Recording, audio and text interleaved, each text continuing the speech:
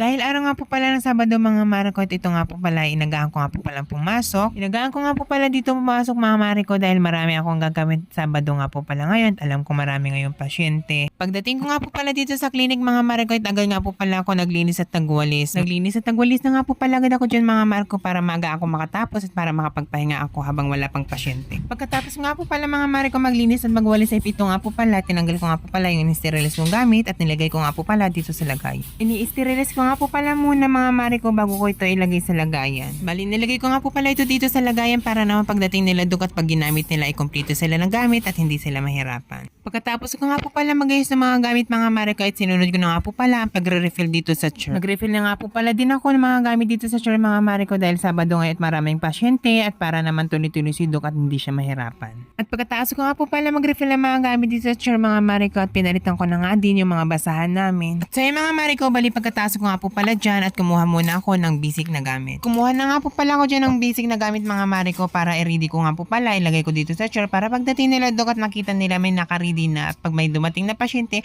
ay for the go na. At pagkatapos nga po pala dyan mga Mariko bali chinik ko na nga po pala yung mga tangke namin. Chinik ko na nga po pala ito mga Mariko kung may laman pa o wala na kasi para ma-refillan ko habang wala pang pasyente. Dahil araw nga po pala ngayon Sabado mga Mari at madami ngayong pasyente at panigurado yan ay madaming sila dok magagamit na tubig. At dahil wala na nga po palang laman ng tangke mga Mariko at dito nga po pala ay rinifillan ko kaagad at para pagdating nila dok ay tuloy-tuloy yung gawa nila. At ito na nga po pala mga Mariko ay nagkaroon na kami ng pasyente. So ayan po mga Mariko bali ipapagawa nga po pala dyan ni Sir ay bunot. At pumasok na nga po pala ako dito sa loob mga Mariko para ihanda yung gamit na gagamitin ni Dok. Pagkatapos ko nga po pala ihanda yung mga gamit na gagamitin ni Dok at pinapasok ko na agad dyan si Sir. At tinanong ko nga po pala si Sir kung kasama niya yung nasa labas. Sabi naman niya ay kasama naman daw niya at ayaw naman daw pumasok. At ito na nga po pala mga Mariko bali maya-maya ay nagkaroon na nga po pala kami dyan ng pila. Bali yun na nga po pala ang sitwasyon namin mga Mariko tuwing Sabado ay maraming pasyente at mahabang pila laging po na ang waiting area. Bali ang ginagawa na nga po pala dyan ni Doc ay nag-cleaning. Bali cleaning nga lang po pala ang pinagawa ng patient. Dinito nga po pala na mga nakapila ang ipapagawa nila ito si Ma'am Pasta. Bali yung isa cleaning at saka yung isa si Sir Sukat. Bali yung isa ay bunot. Din maya-maya nga po pala mga Mariko ay natapos na si Doc. Bali nagawa na lahat ng nakapila at nag-cut off muna kami ay para mag-lunch. Bago nga po pala ako mag-lunch mga Mariko ay nagwalis muna ako dito sa waiting area para pagdating ng mga patient ay diretso pasok na lang po sila. Ang cut-off nga po pala namin mga Mariko ay 12. Ang resume namin dyan ay 1. Pagkatapos nga po pala namin mga Mariko mag-lunch ay sunod-sunod nga po pala ang dating ng mga pasyente. At so ayun na nga mga Mariko, bali nagkaroon na ulit kami dyan ng pila. Bali ito ay si Mama pinapasok ko. Bali yung last ko nga po pala na pinapasok mga Mariko ang ipapagawa niya ay cleaning. At linapitan ko nga po pala ito si Ma'am kasi wala pa siyang record pero nag-fill up po siya dito sa bagong record namin.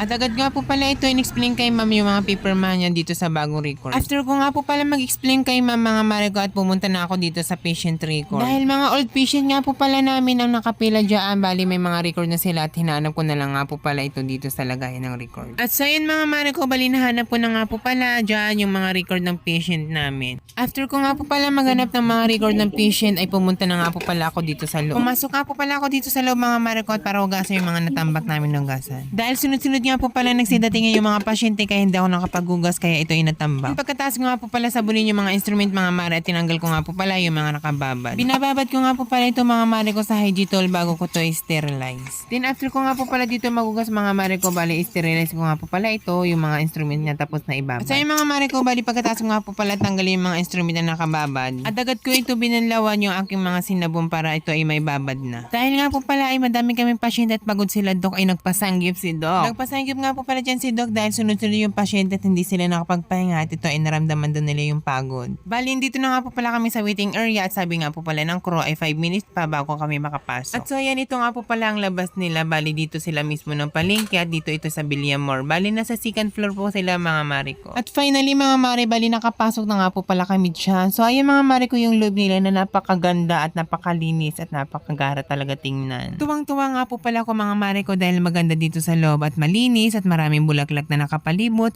at mala hotel ang datingan. At sa mga Mariko, bali wala pa silang guest at kami pa lang. So dinami-dami nga po pala mga sangyupan na amin nakainan at dito nga po pala ako natuwa at naaliwalasan. At sa yun mga Mariko, bali ito na nga po pala. Ay kakain na nga po pala kami dyan mga Mariko. Bali ito si Dok ay minimikos-mikos na nga po pala niya yung karne.